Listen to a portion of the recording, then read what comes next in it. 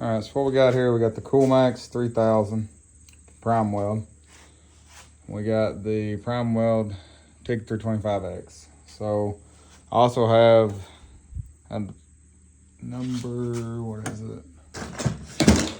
A CK20 torch, the 25 foot water cooled, 250 amp. So I was welding with it. I've been welding with this for a couple months now. Been welding with it pretty hard actually. Haven't had a bit of issues. I was welding the other night. I kept getting a low flow alarm. So first thing, you know, check my coolant. Obviously I got plenty of coolant. Checked my torch. Felt like it didn't feel like it was getting hot or anything. I actually went as far as just take an hour gun, shoot it, and check it. Kept getting low flow alarm. I disarmed it, went ahead and finished what I was working on, then kept trying to fool with it. I ended up disconnecting the hoses themselves eventually, pushing air through them, make sure nothing was stopped up. So then I just turned the machine, or turned it on with no hoses attached to it, let it squirt antifreeze everywhere across the shop floor, and it still had a low flow alarm.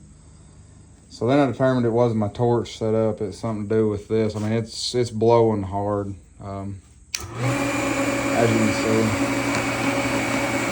Here's the return line. We're getting plenty back through the return line. So I contacted, they were immediately getting an alarm. So I contacted Prime Weld. They told me where I was running a 25 foot torch lead. There was some things that you need to do. They said there's actually a service bulletin. They walked me through it, sent me the stuff. You're supposed to slide this block and that recalibrates the flow for the 25 foot torch. I tried that. The other service technical bulletin that you can do is to crimp off the return line running the 25 foot torch so that it feeds more pressure through and forces it through. Tried that. Still no luck. I got low flow alarms constantly, so I kind of called Prime Weld back. They were nice enough. I mean, they immediately wanted me to send my cooler and my TIG torch and everything to them so they could diagnose it for me free of charge. He said they'd send a box and everything. I could ship it. They'd pay shipping both ways. I told him, I was like, I appreciate that, but I really need my machine. So I've been welding with it with this disarmed for the past few days while I was waiting on the part to come in. So what he done, since I felt comfortable in changing the part, he gave me the permission to go ahead and change the part and put a new flow indicator in it, so it just come in the mail.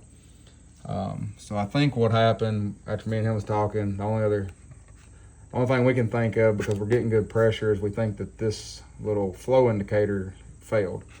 So it's just a flow indicator. If it gets low fluid volume past it, it tells the machine that, and it gives an audible alarm. The design is if you get a hose kinked or something stopped up, but unfortunately I think that just failed. So I'm going to replace it, and I'll get back with you all and we'll see what happens.